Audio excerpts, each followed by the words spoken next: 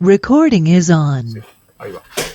Eh, entonces, les decía, eh, quería aprovechar esta primera sesión sincrónica. Nuestras sesiones sincrónicas son optativas y por eso ahora me acuerdo de poner a grabar para justamente reponer eventualmente si alguien no puede quedarse toda la sesión o no puede directamente venir a alguna de ellas. Pero quería aprovecharlo para comentarles cuál es el tipo de enfoque que nosotros vamos a tener, que en parte ustedes lo han deducido seguramente de la bibliografía que tenemos en el curso y de la primera, entre comillas, clase que yo subí y de la segunda que la subí hoy, eh, que es un enfoque crítico. Y quiero explicarles por qué beneficios yo le veo al enfoque crítico. Desde mi punto de vista, el enfoque crítico, al someter justamente a crítica los objetos de análisis de los que se trate, permite ensayar intelectualmente una mirada muy abarcativa de los procesos que uno observa, de las situaciones, de los temas y objetos que uno estudia, ¿sí? Por lo tanto, insisto, desde mi punto de vista, el enfoque crítico permite, alberga, contiene también la posibilidad de desarrollar enfoques que no son críticos, ¿sí? Mientras que los enfoques más integrados, más celebratorios, más funcionales al statu quo, a cómo las cosas funcionan, pero sin someterlas a crítica, excluye al enfoque crítico. ¿Me explico? Entonces, creo que es más holístico, es más omnicomprensivo, o por lo menos pretende ser más omnicomprensivo el enfoque crítico, porque con el enfoque crítico nosotros tenemos la posibilidad de describir situaciones, eh, mientras que los enfoques celebratorios o funcionales al estado presente de las cosas eh, excluyen justamente la posibilidad de someterlas a crítica. Entonces, para mí la traducción de lo que estoy diciendo es, si yo tengo que laburar gestionando una organización que se dedica a la producción de música independiente y tiene el desafío de negociar con plataformas como Spotify o como YouTube, o una editorial independiente y tiene el desafío idem, ¿no? De negociar con plataformas para que ese contenido circule masivamente. El haber hecho lecturas críticas en una formación de posgrado, en una maestría, me permite, además de tener los elementos más pedestres de la gestión, ¿no es cierto? Me permite comprender, por ejemplo, que cederle todo mi contenido a esa plataforma puede ser complicado, ¿sí? Cuando nosotros hablamos, hablo en esta primera persona al plural, incluyo a colegas del grupo de investigación, muchos de los cuales son docentes de la maestría, del grupo de investigación ISEP que nosotros tenemos en la Universidad de Quilmes.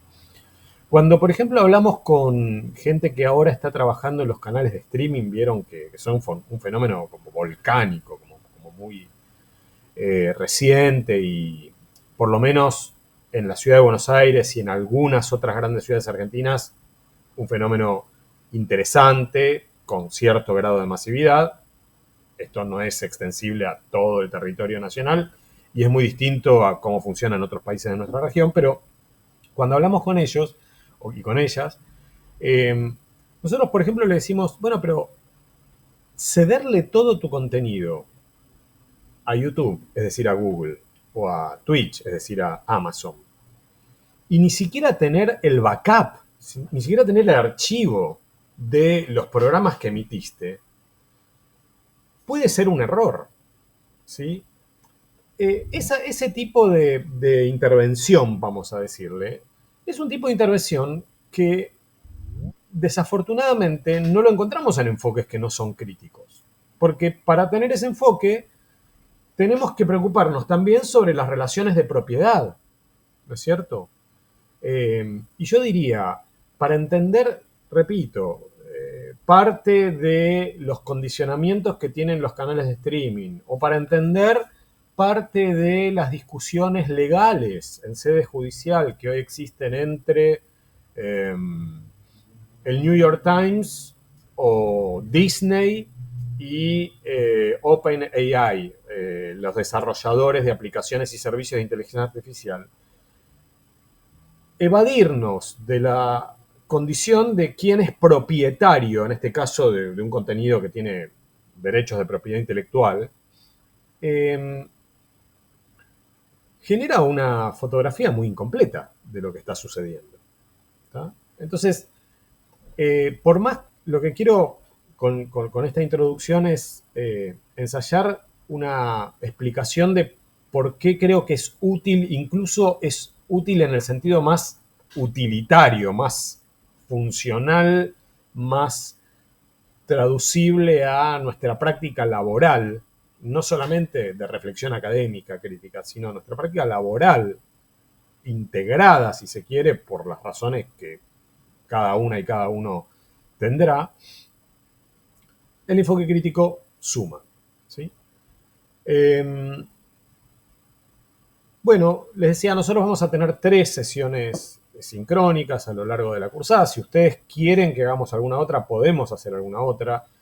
La experiencia con las maestrías, con los posgrados de la Universidad de Quilmes, que tienen esta modalidad que es asincrónica, nos dice que parte de las y los estudiantes que se inscriben en estos posgrados aprecian la asincronía. Y entonces no queremos hincharlas o hincharlos metiéndoles muchas sesiones sincrónicas. ¿Tá? Pero bueno, eso yo en estas semanas, en estas 12 semanas que nosotros vamos a tener de seminario, estoy también a disposición para escucharlas y escucharlos y, en fin, digamos, si tenemos que ajustar encuentros, lo hacemos, no tengo drama. O sea, para mí, quiero decir, estoy abierto a que lo conversemos. ¿Está bien?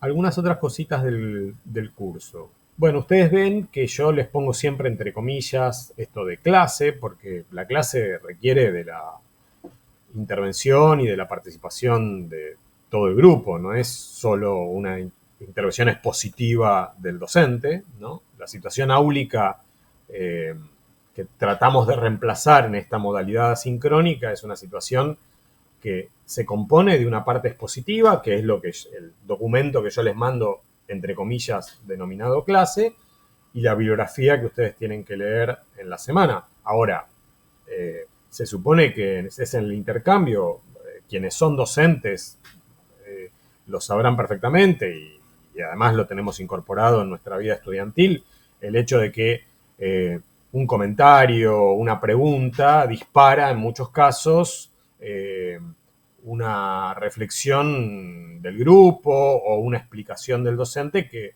en muchos casos enriquece la clase, ¿sí? La complementa, la enriquece, forma parte de la clase. Así que vamos a tratar en lo posible de que ustedes en el foro que yo abro en cada semana, si tienen comentarios que hacer sobre la bibliografía, sobre el documento llamado clase, sobre otras cosas, sobre ejemplos de la realidad que se les ocurra que son pertinentes, avanti, ¿sí? Comentarios, preguntas, lo que sea, ¿sí? Avanti. Bueno, vi que casi todo el grupo se presentó ya en el foro que habilitamos en el campus para ese cometido. No sé si quieren hacer algún comentario, si no, yo ya entraría en temas ya más de contenidos. ¿No?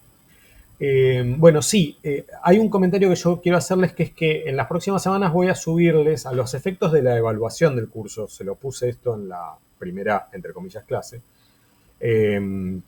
Yo les voy a subir un documento más específico, más adelante, seguramente en la en la tercera, cuarta semana, para que ustedes vayan teniendo noción de el tipo de trabajo que tienen que presentar, pero básicamente es un trabajo de carácter monográfico que toque temas del curso.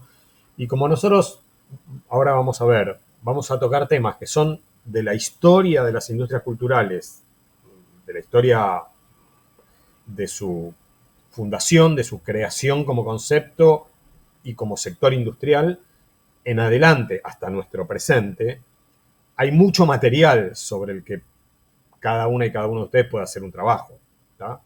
O sea, tenemos 2 siglos y pico de empiria como para inspirarnos y hacer trabajos finales. Van a tener que aplicar parte de la bibliografía que nosotros vimos en el curso en esos trabajos. No toda, por supuesto, aquella bibliografía que sea pertinente con el tema que van a desarrollar. Y ya tendremos oportunidad de ir ajustando en función de los temas de interés que ustedes traigan, sobre qué pueden versar esos trabajos. ¿Ok? Como digo, depende de los temas de interés que ustedes traigan. Bueno, ahí va.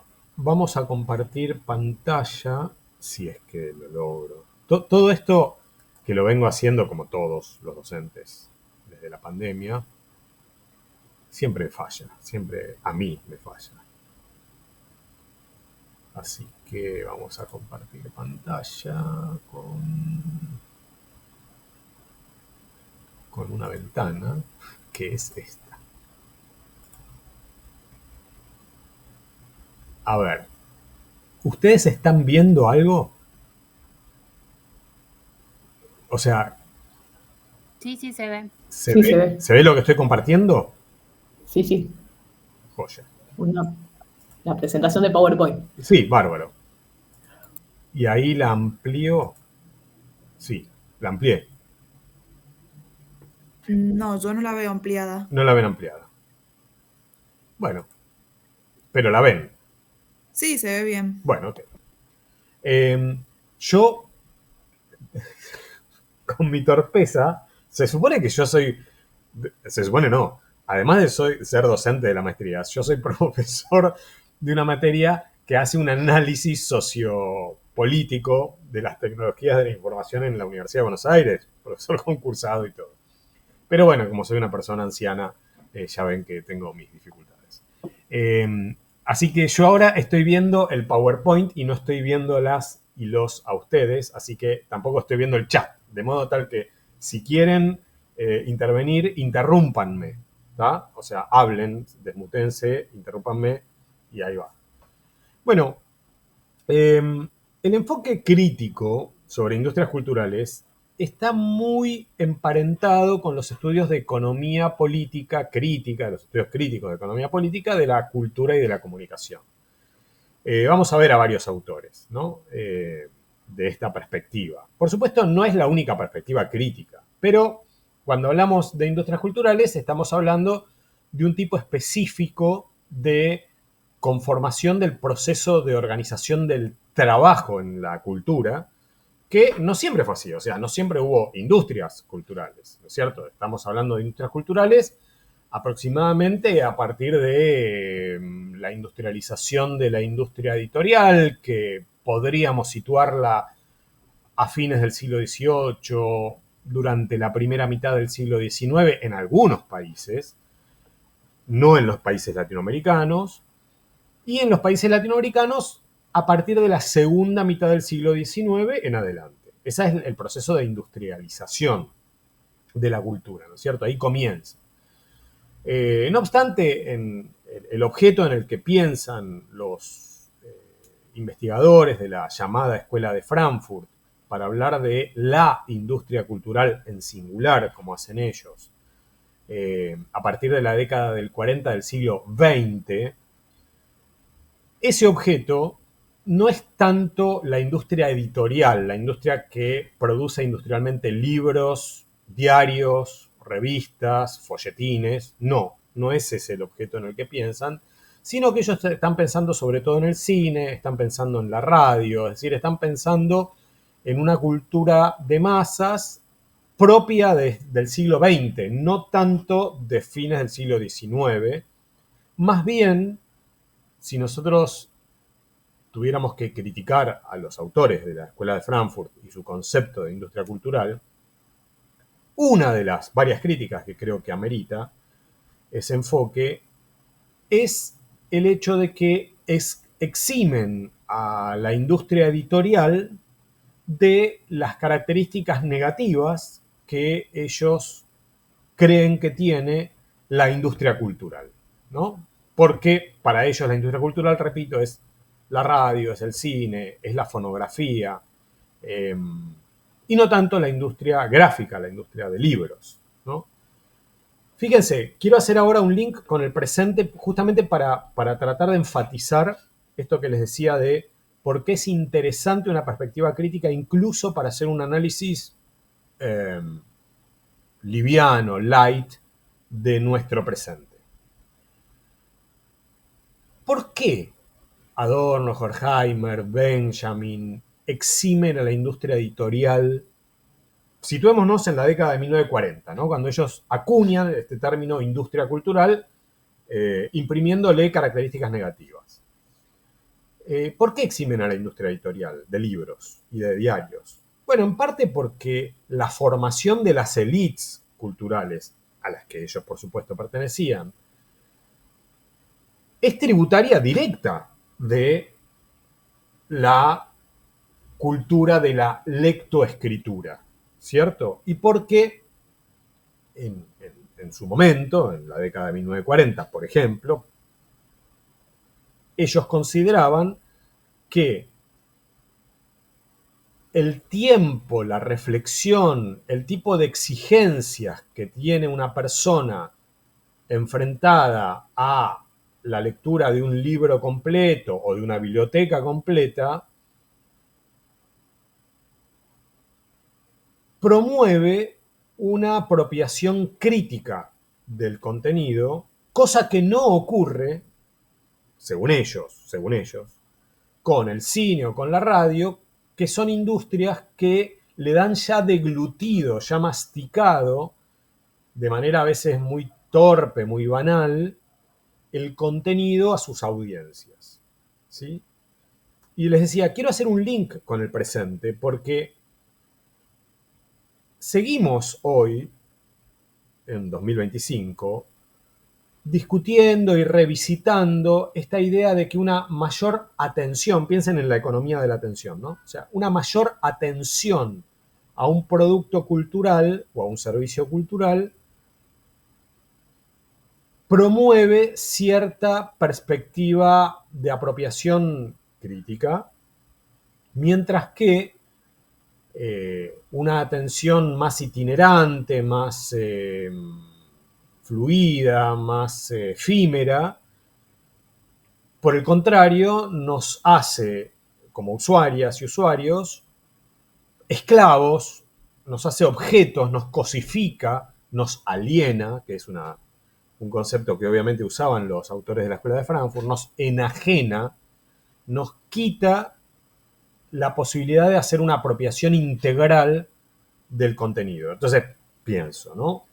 Lugares comunes que se dicen, lugares comunes que yo no comparto, pero que son, digamos, los escuchamos a diario en muchos ámbitos, que es el tipo de atención que tienen hoy adolescentes y jóvenes en clase es un tipo de atención muy dispersa, muy poco consciente, muy efímera, como decíamos. Y eso tiene que ver con que están cada vez más formateados por los usos que hacen de las redes sociodigitales y las plataformas con esto de captar la atención en los primeros 3 segundos. Van distorsionando, bueno, una apropiación cultural que en algunos casos efectivamente demanda tiempos más largos, ¿sí? Como por ejemplo escuchar a un profesor durante un rato largo o leer un libro entero, etc. Por eso digo, ahí hay este link con el presente lo hago solo para ejemplificar que el aprovechamiento de debates antiguos, de aportes y de críticas que podríamos hacerle a el concepto de la industria cultural de la década de 1940, de Adorno y de Horkheimer, podría eventualmente alimentar con propiedad una reflexión sobre usos y sobre el carácter performativo que se dice tienen las plataformas digitales en las prácticas y las experiencias de sus usuarios, así como los frankfurtianos decían que era performativo el tipo de contenido deglutido, como dije, o de contenido banal, de contenido bastardo, que la industria cultural, cinematográfica o radial, realizaba con sus audiencias en las décadas del 30 y del 40 del siglo pasado. ¿Estamos? Hablamos de industria cultural, o hablaban los frankfurtianos de industria cultural, y me gustaría hacer una especie de genealogía para ver cuándo es que la cultura comienza a ser industrializada y qué pasa con las características de esa industrialización. Primero, digamos que la historia de la cultura, de los miles de años de cultura que llevamos como especie humana, es una historia no industrializada, mayormente, y que hoy, en el siglo XXI, hay una parte de nuestras prácticas culturales que no están industrializadas, ¿sí? Incluso, nosotros podríamos decir que hay una parte de nuestras prácticas culturales no solo que no son industriales, sino que tampoco están mediadas por el mercado en su realización. Cada vez hay menos prácticas culturales no industrializadas y no mediadas por el mercado. Pero las hay, ¿sí? Por ejemplo, el diálogo. O sea, nos sentamos a conversar y esa práctica cultural no está necesariamente industrializada, son dos personas que básicamente hablan, o dos o más personas, no importa, y como digo, no está mediada por el mercado. Incluso hay prácticas masivas que no están mediadas de manera directa por el mercado. Por ejemplo, pienso en la educación pública, ¿no es cierto? De manera directa, digo, ya sé que indirectamente hay industrias editoriales que intervienen en la...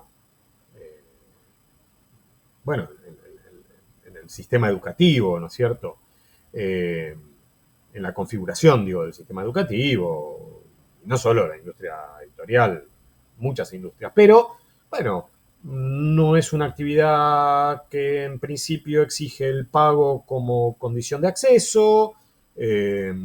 Sí hay economía en el sistema educativo, porque a los docentes, bueno, en fin, habría que pagarles, igual que a los administrativos, porque hay que pagar la luz y como dice el presidente Milei, nada es gratis. Entonces, bueno, sí, las tizas o, en fin, los materiales didácticos, todo eso tiene una economía que la sostiene, pero, que la sostiene mal, pero, bueno, no está necesariamente mediada por el mercado. O sea, es una actividad cultural no mediada por el mercado y no industrializada, por lo menos no de manera plena. No de manera plena, ¿no? Sigue siendo la clase una cosa muy artesanal en educación inicial, en educación primaria, en educación secundaria, sigue siendo muy artesanal, como digo, ¿no? Bueno, ustedes están, ahora cambié de pantalla, ¿están viendo una nueva pantalla? No. No. No. Me temía eso, sí. Esto es lo que me sucede. Ahí sí. Ahora sí, ahora sí. Pero la tercera, Disculpa, se salté una pantalla. claro. Ahora están viendo la Ahí anterior. sí, la segunda. Qué La bien. segunda, perfecto, gracias. Bueno, les pido disculpas, pero eso, yo soy así. O sea, hay cosas que me cuesta cambiar. De todas formas, les voy a compartir este PowerPoint, no se preocupen. Entonces, les decía, los actos comunicativos culturales dan origen a actividades que están intervenidas por la economía y hay otras que no están intervenidas por la economía. Yo pensaba en el voto, en el sufragio, ¿no? O sea, esa es otra práctica cultural, porque, en fin, es la expresión de lo que la ciudadanía decide elegir como representantes en un momento histórico determinado y, de nuevo, no es una actividad industrializada, aunque cada vez más está sí intervenida por tecnologías industriales, ¿no? El voto electrónico famoso, pero el voto clásico no lo estaba. Y si bien, por supuesto, hay una economía detrás, es una economía que se presumía no mercantilizada. Sé que esto podría abrir un gran debate porque, lógicamente, todo el proceso electoral, no el momento de emisión del voto, sino todo el proceso previo que influye en la decisión que adopte la ciudadanía, sí está cada vez más mercantilizada, eso ya lo sabemos, ¿no? Y de los actos intervenidos por la economía, de los actos culturales que interviene la economía, algunos se realizan mediante procesos industriales, o sea, son industrias culturales, la televisión, por ejemplo, los canales de streaming en YouTube, y otras no, el arte de caballete, ¿no? O sea, de hecho, podríamos discutir en qué medida, por ejemplo, el teatro es una industria cultural, ¿cierto? Sobre todo el teatro más independiente. Bueno, ahí podríamos incluso hacer una especie de gama de degradé respecto de actos de la actividad teatral que están más industrializados, efectivamente, y otras experiencias de la actividad teatral que no lo están tanto, ¿no? Pero bueno, en fin, sigue habiendo arte de caballete, sigue habiendo músicos en vivo que hacen una performance distinta cada vez que se presentan en el público, y la industrialización de esas actividades es menor que la de otras actividades, ¿está? Los mega recitales estos, en donde un grupo hace una gira en distintas ciudades de un país o en distintas ciudades de distintos países, tienen una intervención industrializada, son un formato industrial mayor que el del grupo que hace una performance callejera, etc.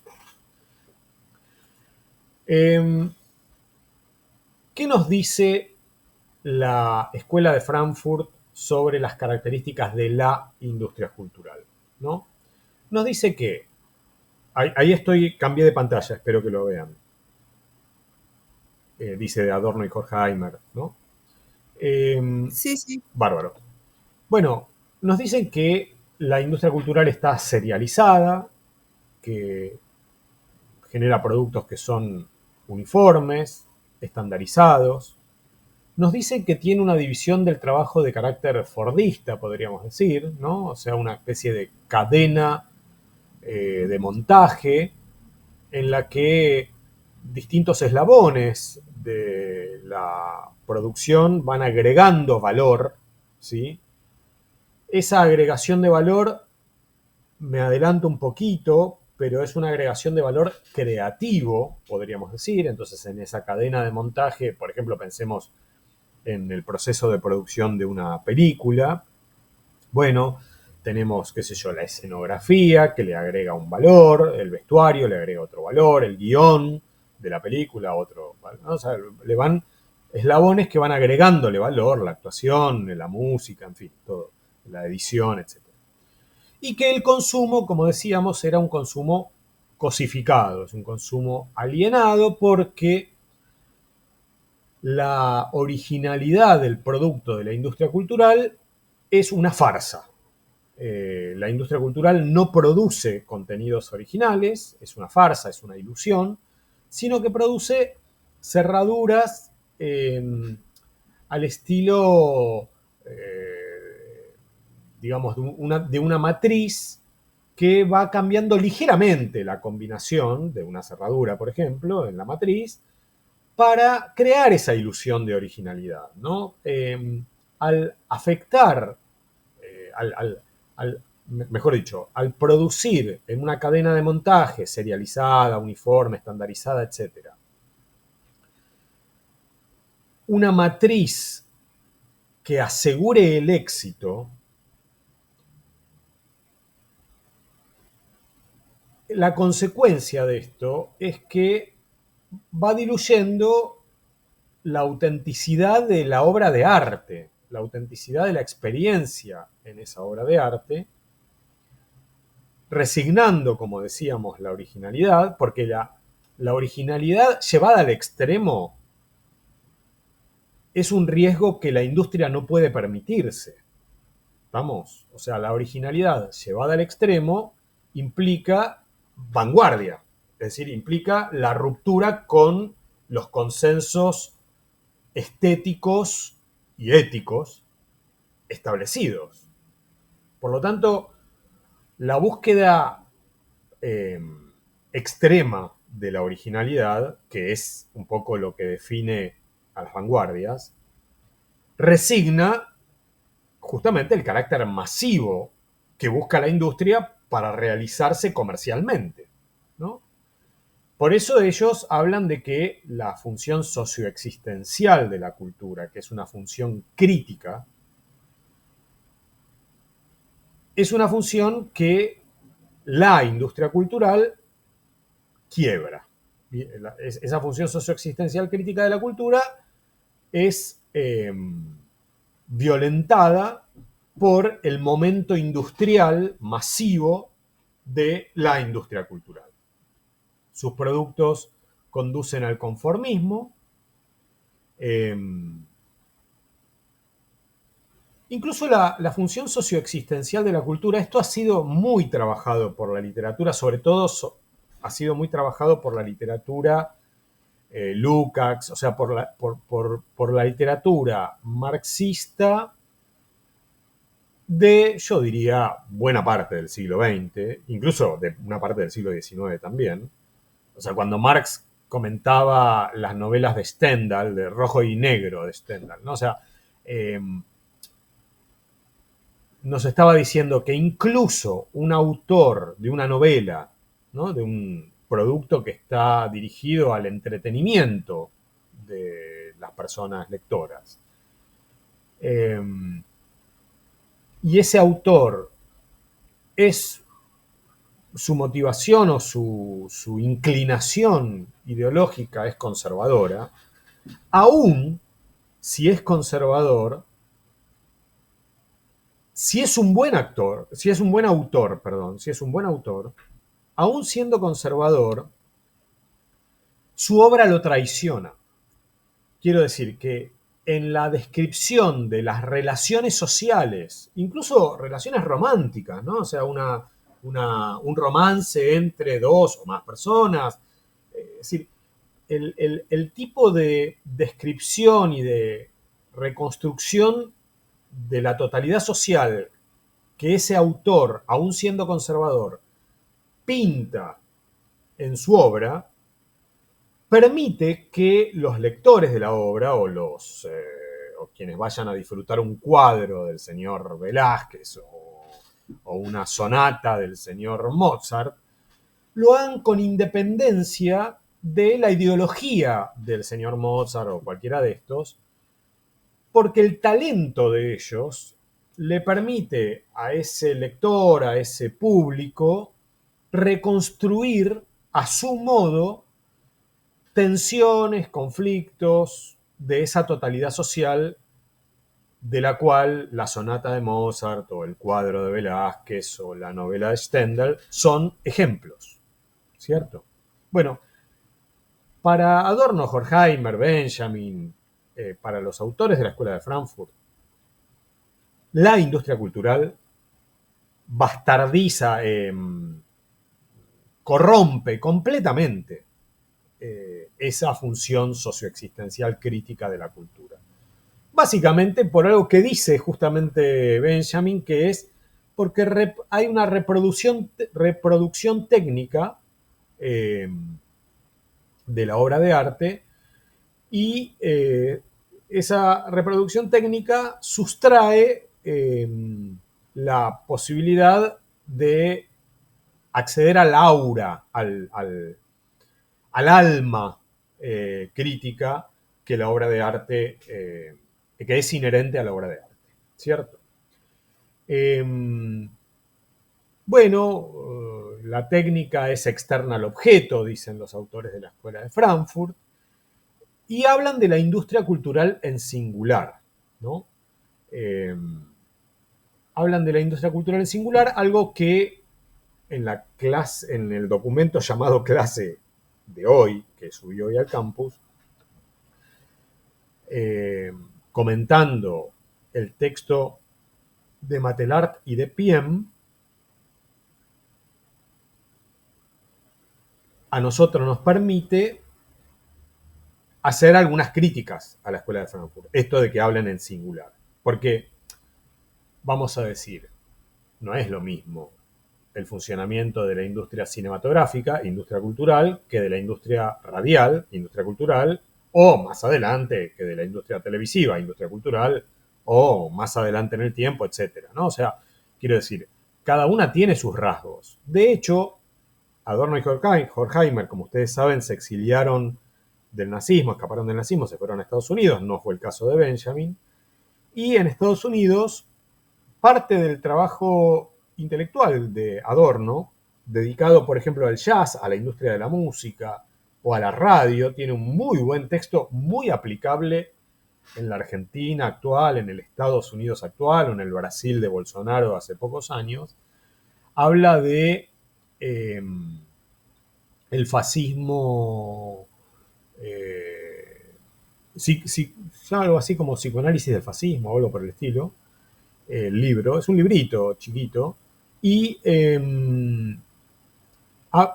aplica su estudio a algunos conductores de radio muy populares y masivos de Estados Unidos de la década de 1950, ¿no? Entonces, cuando estos autores, como investigadores, toman un objeto, lo acotan temporal, geográficamente ese objeto, son capaces de identificar y reconstruir rasgos característicos de ese objeto, de esa industria, ¿sí?, que los diferencian, o la diferencian a esa industria de otras industrias.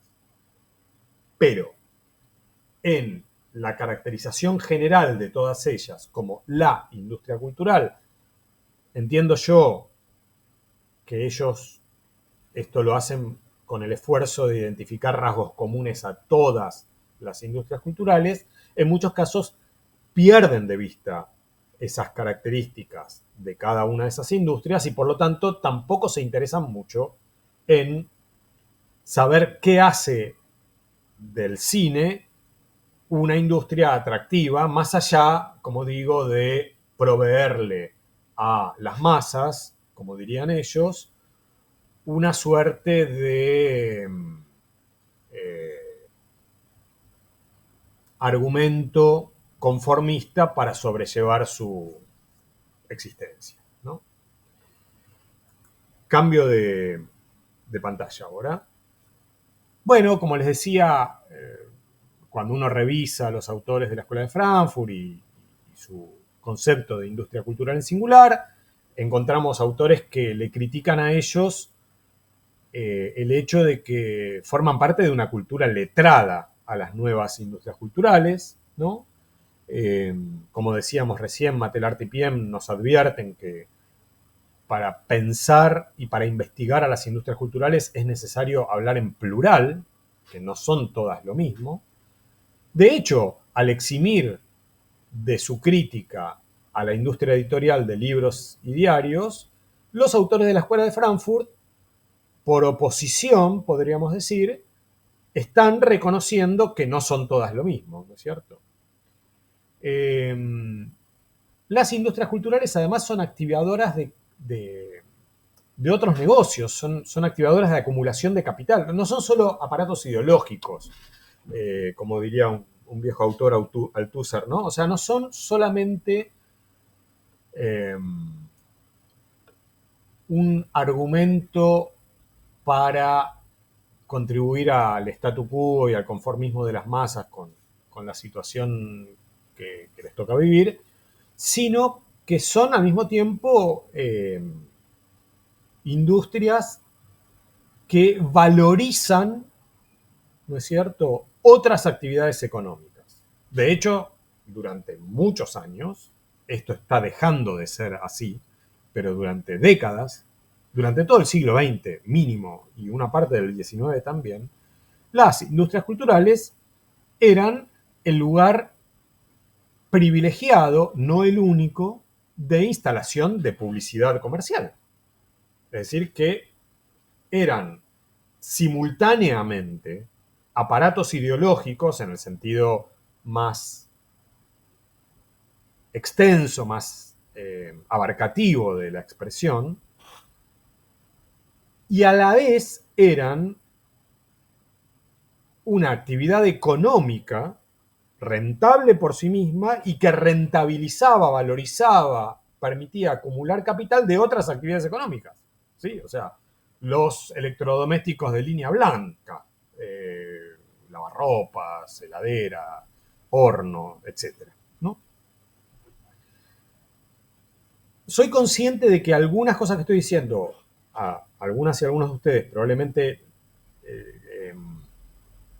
les resuenen, conocidas, y según, porque por las presentaciones que vi en el campus, algunas y algunos de ustedes, bueno, tenemos formaciones que son, por suerte, diferentes en la trayectoria académica del grado universitario que han hecho, etcétera, quizá no necesariamente les resulten tan familiares.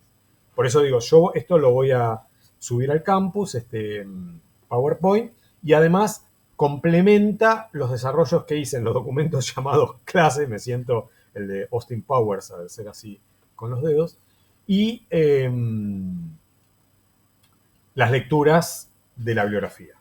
De todas formas, como les digo, me pueden hacer todas las preguntas que quieran. Pero ahora voy a hacer una mención del texto de Matelart y Piem, que es un texto muy interesante, que ellos, después de hacer su crítica su crítica y su reivindicación de los aportes de la Escuela de Frankfurt y del concepto de industria cultural, después de hacer eso, ellos dicen, hay tres cuestiones actuales para ellos escriben ese texto en 1982, pero yo creo que son actuales en 2025 también, que tenemos que tener precaución cuando hablamos de industrias culturales. En general, sobre todo desde los sectores, vamos a decir, progresistas, democráticos, no sé cómo llamarlos, desde los sectores, en fin, que respetan el derecho a la vida, no sé cómo decirlo, francamente, no sé cómo se dice. Desde los sectores que consideramos que la vida, por ejemplo, es un derecho que debería ser respetado, cosas un poco ya de modé, ya lo sé, pero en fin, desde esa perspectiva, históricamente, fíjense, este es un texto de 1982, hay un reclamo de intervención estatal en las industrias culturales, ¿sí? El Estado debería intervenir más. De hecho, es un reclamo que yo comparto. Por ejemplo, en la Argentina actual, quiero decir, el Estado está vaciando al único canal de televisión infantil que no tiene publicidad comercial, que es Paca Paca, o el Estado está vaciando al único canal cultural que tiene un reconocimiento más allá de las fronteras argentinas, que es Encuentro, de producción, lo está vaciando de producción propia, quiero decir, y de interés público. Y yo, por ejemplo, diría, bueno, me interesaría que el Estado, para cumplir con la obligación de proveer acceso a los recursos de la cultura de la manera más holística, más integral posible, apueste, promueva, intervenga, fomente ese tipo de canales que pueden ser canales audiovisuales o sitios en internet, el reservorio que es la plataforma Contar. Bueno, todo eso está siendo desmantelado, como ustedes supongo que saben perfectamente, y yo creo que, bueno, en fin, se necesita esa intervención estatal. Pero Matelart IPM dice, guarda, porque esa intervención estatal en muchos casos se abstrae del carácter que tiene el Estado al que le pedimos intervenir, ¿no? Lo cual también, por eso digo, es muy actual. Porque supongamos que el ministro, la ministra de Desarrollo Humano, creo que se llama así, esta Sandra Petovelo del gobierno argentino, escuchara el reclamo. Dice, mira, escuché a un señor que se llama Martín Becerra, que es profesor, y sí, vamos a intervenir. La verdad que tiene razón, el Estado tiene que intervenir. Así que no vamos a comprar este dibujito libertario para Paca Paca, vamos a producirlo nosotros. Entonces vamos a poner a Gordo Dan y a otros célebres intelectuales orgánicos del gobierno nacional a producir contenidos para Paca Paca y para el canal Encuentro. ¿Por qué no? ¿No es cierto? A Laje y a todos estos. Bueno, bárbaro. Lo que quiero decir es, en el reclamo de intervención estatal, suponiendo que el Estado es un agente neutro, se explica el motivo por el cual los gobiernos de los estados latinoamericanos en 1980, 2 años antes de que Matelart y Piem escribieran este texto, votaron a favor de la aprobación del informe MacBride en la Asamblea de la UNESCO de Belgrado, que por unanimidad aprobó un texto clásico de las políticas de comunicación que básicamente reclama que los estados tengan más políticas nacionales de comunicación. Sí, el informe MacBride dice políticas democráticas, pero el gobierno de Videla y el gobierno de Pinochet y el gobierno de Stroessner y el de Bordaberry y el de, en fin, es decir, todos esos gobiernos votaron a favor, porque para ellos las políticas nacionales de comunicación estaban muy bien siempre y cuando las definieran ellos, que eran la cabeza de esos estados, ¿sí? Cuyo poder tomaron por asalto con una retórica que no excluía en el discurso a la democracia. Más bien decían que estaban poniendo orden frente a un estado anómalo previo, ¿cierto?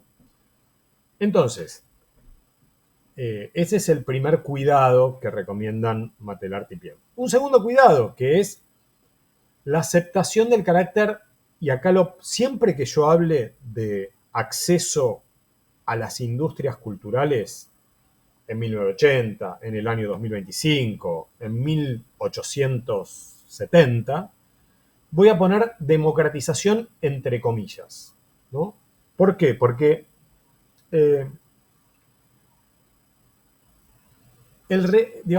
la idea de que incluir en el acceso a la cultura es sinónimo de democratización puede llevar a un gran malentendido si no se advierte que una parte importantísima y además creciente de la cultura está mercantilizada. Entonces, la presunta democratización, en realidad, en muchos casos, consiste en una masificación mayor de un mercado. Esto no significa que, lo que estoy diciendo yo, no significa que el acceso masivo a ese mercado per se sea malo o sea bueno. No estoy diciendo ni una cosa ni la otra. Pero eso no tiene que ver con la democracia. O sea, acceder a un mercado en condición de consumidor, bueno, en algún caso puede ser muy bueno. Por ejemplo, acceder al mercado de comida en condición de consumidor sería un avance para la mitad de la Argentina. Así que me parece que sería... iba a decir nadie podría negarse a eso, pero ya sé que ese consenso no existe más. Ahora, no es democratizar la comida el hecho de poner plata en el bolsillo de las personas para que puedan acceder a comprar comida. No es democratizar la comida, ¿no? Del mismo modo que no es democratizar la cultura permitir que mucha gente vaya o pueda pagar Netflix para ver la serie argentina producida por Netflix llamada El Eternauta. No tiene que ver con la democracia, para decirlo de manera rápida, ¿sí? Y la tercera advertencia que hacen Matelart y Piem, ellos dicen, las industrias culturales no son homogéneas, hay jerarquías. Y un poco sobre eso hablé antes cuando puse el ejemplo de Adorno trabajando sobre la radio o sobre la música, la industria musical en los Estados Unidos. Nosotros en las clases, en los documentos que yo llamo clase, y acá, vamos a usar, y supongo que en otras materias de la maestría también, una definición de Ramón Sallo. Ramón Sallo es un autor del País Vasco, de España, que tiene un texto espectacular, muy bueno, que es Economía de la Comunicación y la Cultura. Es un texto viejo. Ustedes, si googlean, lo pueden encontrar entero el libro por vías no oficiales. También lo pueden comprar en una editorial que se llama Acal, que es buena, pero que la verdad que es un libro caro. Y bueno, Ramón Sallo, que además ha dado clases en nuestra maestría, en otras cohortes, Ramón Sallo tiene esta definición sobre las industrias culturales, que me parece muy lograda. Dice, las industrias culturales son ramas, segmentos y actividades auxiliares industriales, productoras y distribuidoras de mercancías con contenidos simbólicos, concebidas por un trabajo creativo, organizadas por un capital que se valoriza y destinadas finalmente a mercados de consumo con función de reproducción ideológica y social. Fíjense, esta es una definición que podríamos descomponer analíticamente en muchas variables. Por un lado, son ramas, segmentos y actividades auxiliares industriales.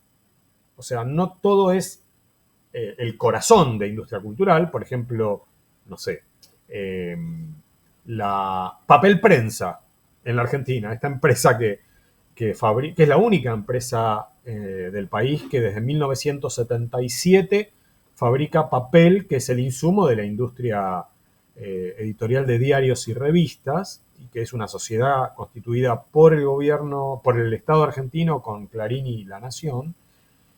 Es una actividad auxiliar, o sea, la producción de papel, como sería una actividad auxiliar la producción de discos de pasta para hacer long plays en la industria discográfica de la década de 1950, ¿no? O sea, son industrias auxiliares, estas que estamos mencionando. Otras son industrias centrales, la cinematografía, la industria editorial, en fin, lo que venimos hablando. Son productoras y distribuidoras de mercancías con contenido simbólico. Son mercancías, no cualquier mercancía, tienen un contenido simbólico, tienen un valor simbólico, un valor ideológico, crean sentido, ¿no es cierto? Son performativas. Al ser simbólico el contenido, performan el tipo de percepción que las personas construimos sobre la vida, sobre lo que nos rodea. E incluso, más aún, sobre todo sobre lo que no nos rodea. Porque en lo que nos rodea, nuestra construcción de percepciones, esto lo dicen muy bien Bergel y Luhmann, ¿no? En la construcción social de la realidad, o sea, la fenomenología, ahí hay una experiencia directa. O sea, yo sé cuánto cuesta el colectivo, sé cuánto cuesta el tren, sé cuánto cuesta, porque tomo colectivo, tomo el tren, etc. Hay una experiencia directa. Ahora, sobre la guerra o el conflicto entre Israel e Irán, mi experiencia directa es muy escasa. Entonces, ahí las industrias culturales, en particular los medios de comunicación que consumo, bueno, en fin, tienen bastante para decirme en el tipo de construcción de percepciones que tengo sobre ese conflicto, porque tengo algún tipo de percepción sobre ese conflicto. O el mundial de fútbol que se juega en los Estados Unidos, cualquier cosa. O sea, no importa que sean temas serios o más light, ¿no? Estos contenidos simbólicos están creados, están concebidos por un trabajo creativo. Este es un temazo, porque las industrias culturales, desde muchas perspectivas, incluso perspectivas no críticas, no de análisis críticos, siempre estuvieron definidas por el hecho de que el trabajo de los trabajadores culturales, de los músicos, de los guionistas, etc., es creativo. Ahora bien, en el momento actual de desarrollo de herramientas y aplicaciones de tecnologías de inteligencia artificial generativa, la creatividad del trabajo cultural merece ser puesta en estudio, en discusión. Siempre mereció ser puesta en discusión, pero ahora mucho más que antes. ¿Está bien? Mucho más que antes. Nosotros en alguna de las cátedras que integro y de los grupos de investigación que integro, hemos hecho trabajo de campo, por ejemplo, con periodistas, editores de diarios y revistas online, de sitios noticiosos online, en donde la inmensa mayoría utiliza, por ejemplo, ChatGPT, DeepSeek o otras herramientas y aplicaciones para titular sus notas, para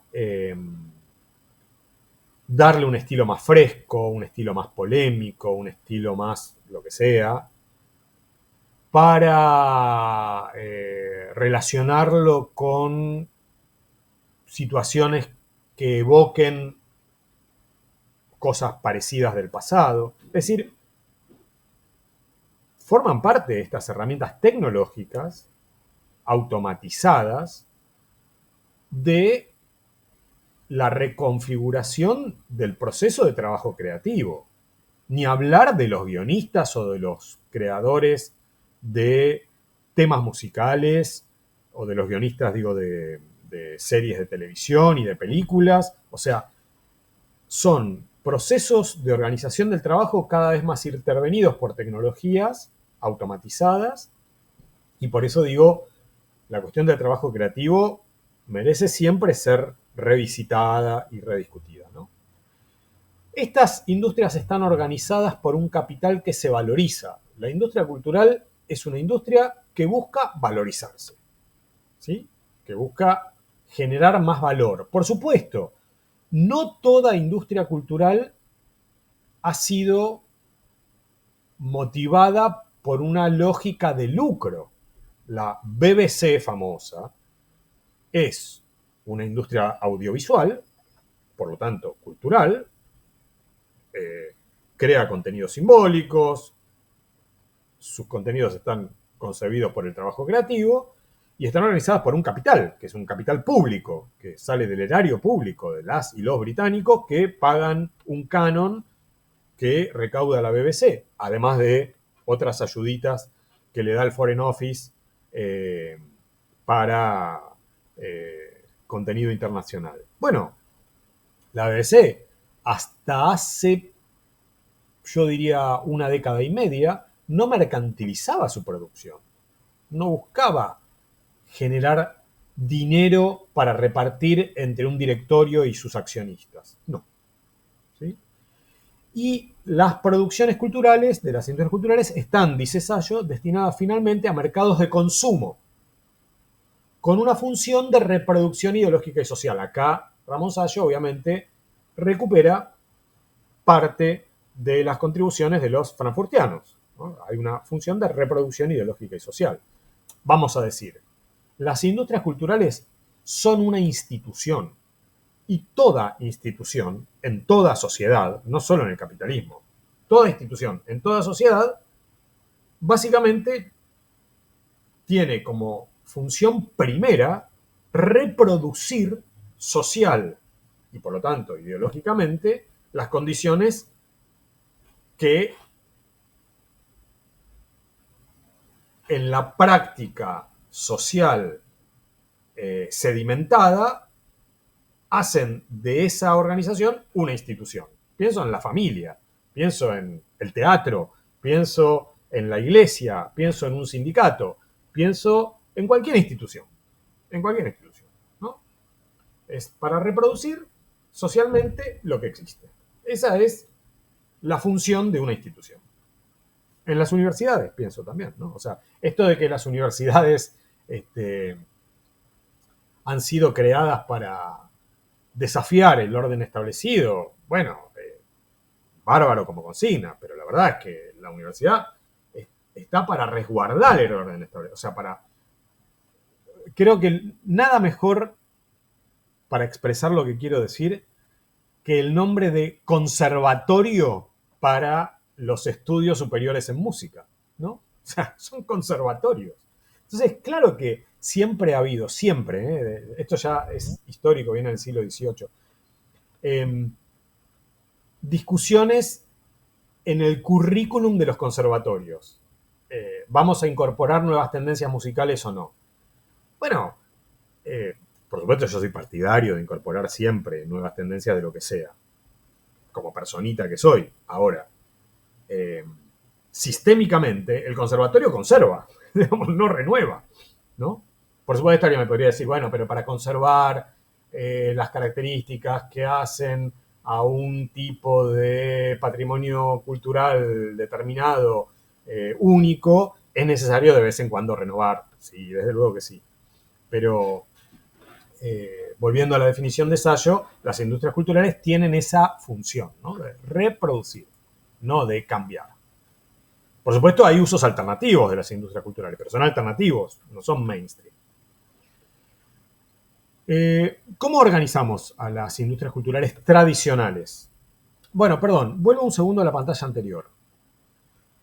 Sayo nos habla de productoras y distribuidoras. Esta definición de Sayo es de 1990, 1988, 1990. Es decir, es previo a la revolución digital tal y como la conocemos. Si nosotros tuviéramos hoy que redactar esta definición, nos queda un poco cortas en productoras y distribuidoras, porque las industrias culturales hoy, si consideramos a YouTube una industria cultural, por ejemplo, son productoras, almacenadoras, procesadoras, editoras, distribuidoras, exhibidoras, comercializadoras y, me interesa subrayar esto último que voy a decir, recicladoras. Es decir, algo que las major hollywoodenses, que la televisión, que la radio, que la industria de libros y de música no hacía y ahora empiezan a hacer por la plataformización digital de la cultura, pero que lo hacen las plataformas grandes, las Big Tech, no las major hollywoodenses, aunque Disney quiere aprender o el grupo Clarín quiere aprender a hacerlo, pero no están, su ADN no es es ser recicladoras, es decir, registrar todos los datos de todas las interacciones que realizan todos los actores que participan del circuito productivo de la cultura. Todos esos actores, quiero decir, el guionista, el espectador, el último espectador, la conversación de la familia mientras está mirando una serie, se está burlando, están prestando atención, no están prestando atención, están usando el telefonito, mientras tanto están chateando con otras personas, hablan de la serie, no hablan de la serie. Bueno, el registro de todos esos datos por lo tanto el reciclaje, ¿no? La lógica de reciclaje, que es una lógica que tímidamente podíamos identificar en las industrias culturales tradicionales, pero muy tímidamente había reciclaje, no digo que no.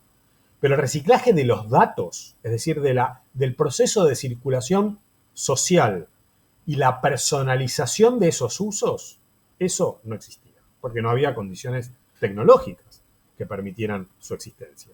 Y hoy eso es parte central de la economía de la cultura, si entendemos a YouTube como parte de la economía de la cultura, ¿no? Como una industria cultural, que es lo que creo que es. ¿Estamos? Bien, las industrias culturales tradicionales se organizaban en flujo continuo, es decir, industrias que todo el tiempo estaban produciendo y distribuyendo contenidos, la radio, la televisión, ¿sí? No se detiene eso, está todo el tiempo produciendo contenido, y de flujo discontinuo, la industria de la música. Un grupo grababa un disco, grababa un compact disc, hacía un tema, después iban de gira, es discontinuo, hasta que elaboraban un nuevo disco, etc., ¿no? O sea, no están todo el tiempo haciendo discos. Y había tres grandes complejos: el complejo audiovisual, que es radio, televisión, cine; el complejo editorial, libros, revistas, diarios; y el complejo fonográfico, la industria de la música, ¿no?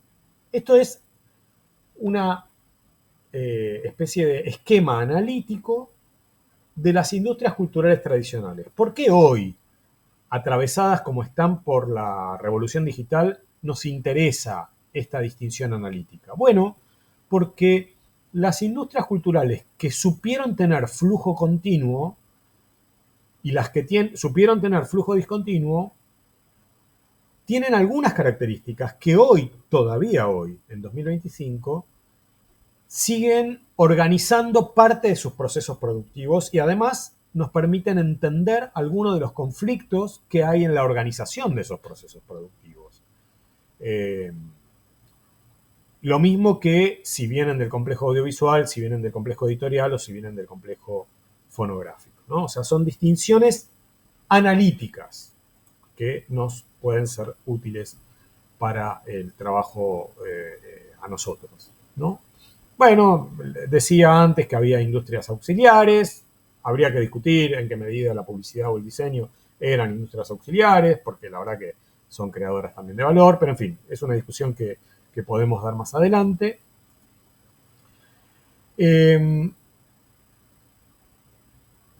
Las industrias culturales, su proceso económico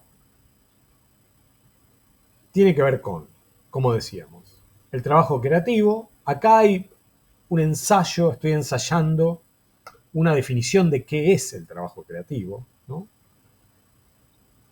Y voy a destacar lo último que puse entre paréntesis, con reminiscencias autónomas. ¿Qué quiero decir con reminiscencias autónomas? Quiero decir que el trabajo creativo de un músico que se pone a componer un tema, por ejemplo, es un trabajo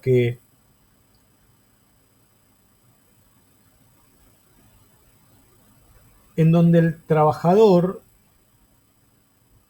tiene un margen de decisión y de soberanía sobre sus tiempos de trabajo, sobre las herramientas que utiliza para trabajar, que hacen un eco, que tienen un eco incorporado del momento más artesanal de la cultura, de esto que la Escuela de Frankfurt idealizaba, ¿no? Del momento en donde Michelangelo agarraba la brocha y se ponía a pintar el techo de la Capilla Sixtina.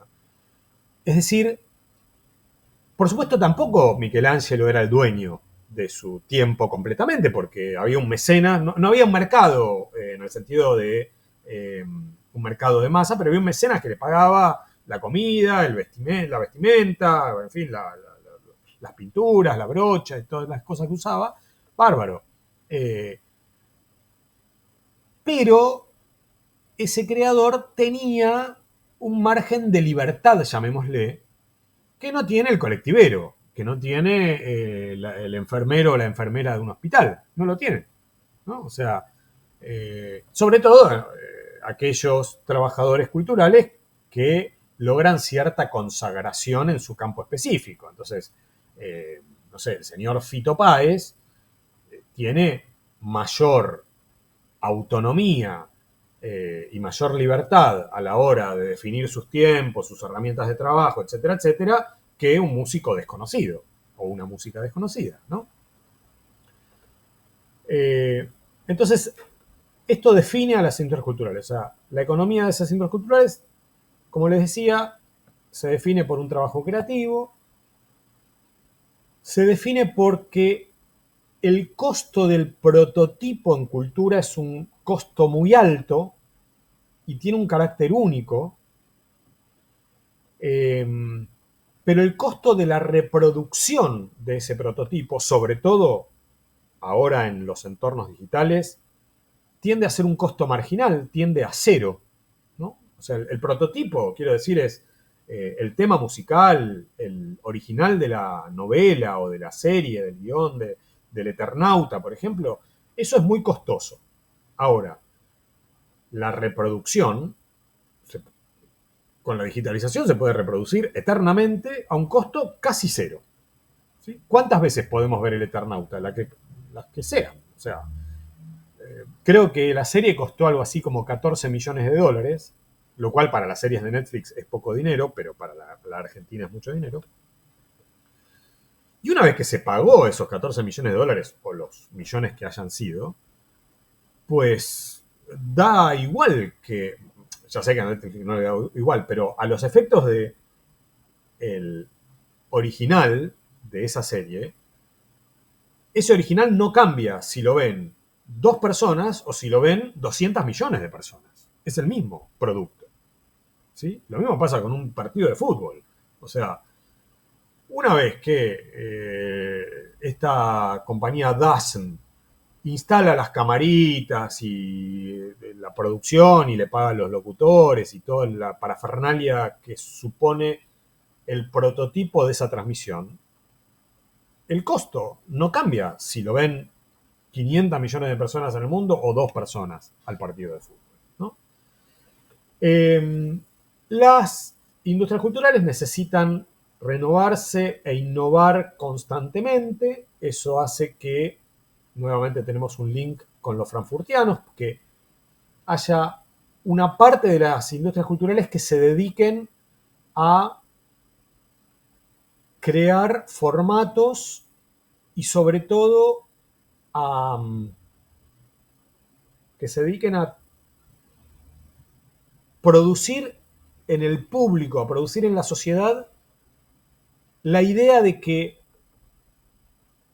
el nuevo contenido es distinto del anterior. Esto tiene en sí mismo, encierra una paradoja que ahora me voy a referir. El valor de uso es un valor de uso generalmente inmaterial. Ya sé que sobre todo esto se estilaba en hogares de clase media alta, que compraban bibliotecas enteras solamente para aparentar, o sea, no era un valor de uso material, pero bueno, ahí había una estrategia, podríamos decir, de construcción de prestigio, ¿no? Entonces, compraban libros que nunca leían, o que capaz que era el lomo solamente de los libros, para aparentar, en fin, no sé, capital cultural o algo por el estilo. El producto cultural no se destruye ni se desgasta en el acto de consumo. Esto es muy interesante porque nosotros pagamos por el paquete de fideos en el supermercado en buena medida porque hay una apropiación que es exclusiva de ese paquete de fideos. O sea, lo compro yo, hago los fideos yo y me los como yo. Y eso supone que otra persona no está comiendo los fideos que compré yo. ¿Está? Parece de perogrullo lo que estoy diciendo, pero el precio que yo pago por los bienes y servicios en general en la economía, el precio que pagamos, es un precio que tiene que ver con el tipo de apropiación que hacemos de esos bienes y servicios. Bueno, con la cultura eso no pasa. Y por eso es muy interesante el debate que hay sobre la llamada así piratería. ¿Sí? Porque ¿en qué altera que los contenidos, que el Eternauta, que una parte de la audiencia vea el Eternauta por plataformas que no son legales? Plataformas audiovisuales que no son legales. ¿O en qué altera el resultado 1-1 del partido de Boca contra los profesores de música del Auckland en el Mundial de Clubes, que haya una parte del público que lo vea por plataforma? No lo altera en nada, o sea, sigue siendo un 1-1, sigue siendo el Eternauta con cucarachas gigantes que persiguen a la gente. Bueno, no hay mucha diferencia. Entonces, las industrias culturales tienen que crear una estrategia para que las audiencias, los públicos, estén dispuestas a pagar por algo que no se desgasta en el acto de consumo y que no se destruye en el acto de consumo, y que si lo compartieran los que lo consumen, no alterarían nada la experiencia de los que pueden pagar por ello. ¿Cierto?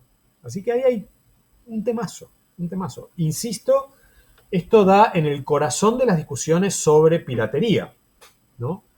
Por supuesto, en esas discusiones, que a lo largo del curso vamos a dedicarle alguna clase a la cuestión de derechos de autor, piratería, etc. En esas discusiones soy consciente de que el respeto y el reconocimiento de la remuneración de los trabajadores de las industrias culturales tiene que estar contemplada, así como, por supuesto, el recupero de los costos de producción para las organizaciones, que pueden ser empresas o no, que se han dedicado a producir esos contenidos. Soy consciente de eso.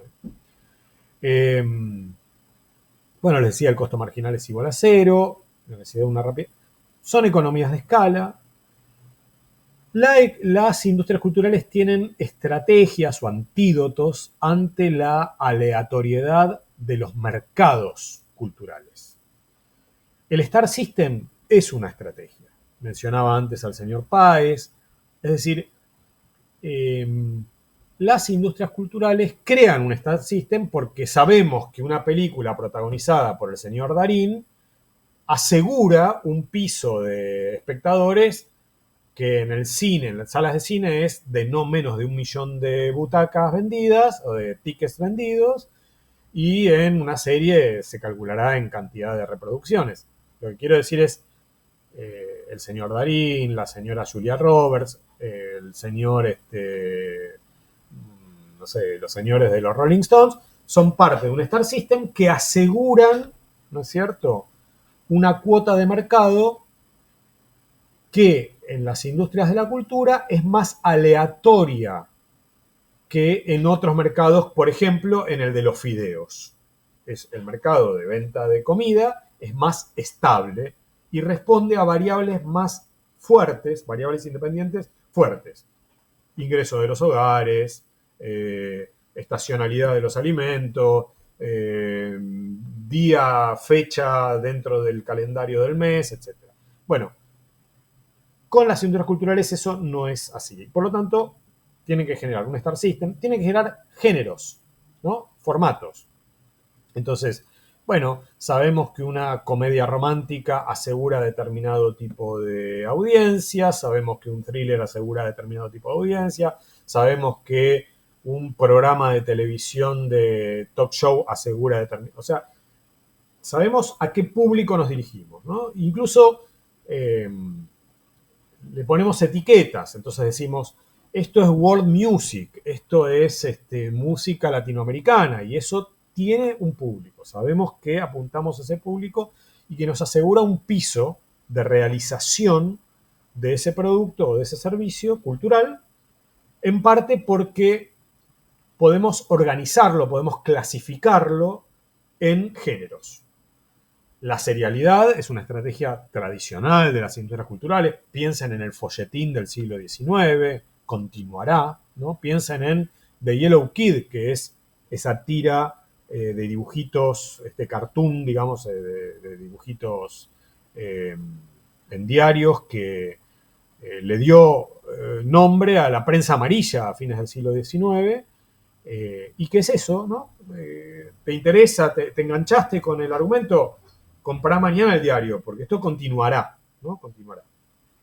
Alejandro Dumas, Edgar Allan Poe, o sea, grandes escritores del siglo XIX trabajaban para los diarios y parte de la obra literaria que nosotros leemos como cuentos o como novelas estaban estructuradas en folletines que permitían justamente fidelizar a la audiencia, como se dice en marketing, ¿no? Y la concentración de los mercados, la concentración cruzada de mercados y el subsidio cruzado, ¿no? O sea, pierdo plata con Clarín, pero gano plata con Telecom o con Canal 13 o con, en fin, no sé, algún ciclo de TN, y eso me permite como grupo concentrado establecer subsidios cruzados porque me conviene como estrategia empresarial tener actividad en todas esas ventanas, ¿no? O soy accionista de América, del Grupo América, siendo al mismo tiempo el dueño de una de las principales empresas de medicina privada, el señor Velocopit, ¿no? Bueno, como digo, son estrategias de concentración de mercados. Estoy mencionando ejemplos de concentración que cruzan actividades económicas extra industrias culturales, telecomunicaciones o medicina privada, pero que creo que son muy ilustrativas de esto de que la concentración es un antídoto ante la inestabilidad de los mercados, ¿no? Y dijimos el tema de la lógica de reciclaje. Cierro con esto. ¿Cómo podemos pensar la cadena de valor de las industrias culturales? Me parece que a fines analíticos esto que estoy mencionándoles es clave, es clave. Esto es analítico, o sea, es una desagregación que podemos hacer en una clase. Después hay que ver cómo interactúan estos eslabones de la cadena de suministro, la cadena de valor de las industrias culturales. Pero por lo menos tenemos que pensar en el proceso creativo, en el proceso de producción, con todos sus ingredientes y variables, eso habría que desagregarlo en muchas ventanas, el proceso de almacenamiento, de distribución, de consumo, de reproducción y de reciclaje, que como les dije antes, la etapa actual de la plataformización de las comunicaciones en general y las industrias culturales en particular pone de relieve, aunque ya era parte de una tradición de reciclaje, pienso en el canal Volver, en otro sentido de reciclaje, ¿no? de reuso de contenidos antiguos, que era parte de las industrias culturales también, ¿no? Bien. Voy a dejar de compartir pantalla. Y ahora me voy a donde están ustedes. Perfecto.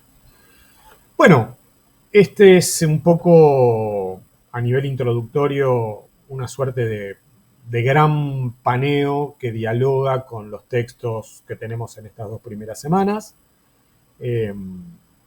Y como les dije, en algunos casos toqué velozmente, en aras de no estar toda la noche hablando, velozmente algunos ejes que están en esos textos. Ustedes los van a ver más desarrollados, bien argumentados, esos ejes que yo menciono en el PowerPoint. Pero bueno, nada, creo que puede ser de una especie de mapa para ir situándonos en qué cosas son más importantes o más accesorias del aprovechamiento de las lecturas de las clases y de los textos. No sé si quieren hacer comentarios, preguntas.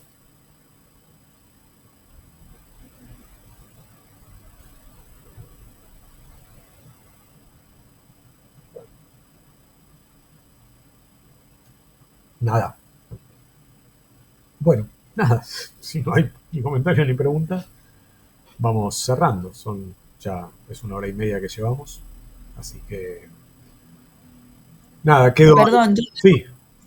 Yo tengo una pregunta, no puntualmente sobre lo que estuvimos viendo, pero sí mencionaste un término que lo he estado buscando, que es el de redes Digitales. redes, ajá. Y quería saber si era tú o sabía algún texto que podamos leer, porque que no sea redes sociales, sino redes socio. Sí, sí hay textos. Se los voy a pasar. Redes sociales, amigas y amigos, es esto que tenemos ahora. Una pareja es una red social, una amistad es una red social, una familia es una red social, en fin, una escuela es una red social, una cooperativa, todo.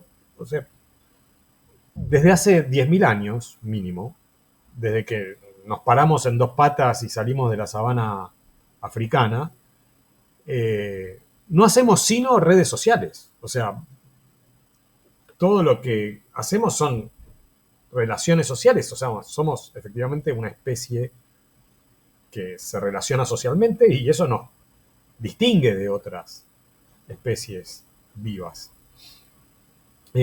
Así que me parece muy confuso. Ya sé que está instaladísimo hablar de redes sociales cuando queremos decir Instagram o TikTok o cualquier otra. Bueno, sí, son redes sociales. Igual que la familia es una red social, igual que la Iglesia Católica o la mahometana son redes sociales, sí. Estas son redes sociodigitales y a mí me parece interesante hacer esa distinción, porque son redes sociales que tienen el añadido de su plataformización digital y por lo tanto tienen una intervención que nunca es neutra por parte de las empresas dueñas de esas plataformas digitales que condicionan el tipo de red social que nosotros hacemos. A ver, igual que la Iglesia Católica también condiciona el tipo de red social que hacen los católicos cuando van a la iglesia, porque no pueden hacer lo que quieran. Ahí hay una programación de la Iglesia Católica o de la familia, que es una programación que no es algorítmica, no la decides Mark Zuckerberg, sino que la deciden, no sé, los curas o los papas o la directora de la escuela o el director del hospital. En cada red social hay reglas. En las redes sociodigitales, las reglas las establecen las empresas dueñas de esas plataformas. Eso me parece interesante como desafío, como provocación, vamos a decir, ¿no? Pero sobre todo para alertar. Mira, red social es todo lo que haces. Desde que te levantás, desde que naciste hasta que te morís, no haces sino redes sociales. A menos que te vayas a vivir a la punta de una montaña aislado. Pero a menos que por supuesto ese es un proyecto que uno puede tener, pero si uno no se dedica a ese proyecto, si convive con otras personas, tiene redes sociales. Vas al almacén, tenés una red social. Pero sí, les voy a pasar, hay un texto donde nosotros, yo creo que es un texto que escribí con Silvio Weisbord, es un texto que escribí con alguien, y ahora no me acuerdo con quién, que es un paper, es un texto académico, que cuando nos lo evaluaron, pasaron por los evaluadores externos, los evaluadores externos nos dijeron, hey, pero ¿y este término de dónde lo sacaron? Y entonces buscamos los autores y está citado cuáles son esos autores. Yo ahora no los recuerdo de memoria, pero después sí los paso. Bien, buenísimo, gracias. Bueno, gente, ya digo, nos vemos el próximo mes en el encuentro sincrónico y nos estamos leyendo en el campus cada semana. Que tengan buenas noches y nos vemos pronto. Gracias, Martín. Chao, chao. Gracias. Muchas gracias.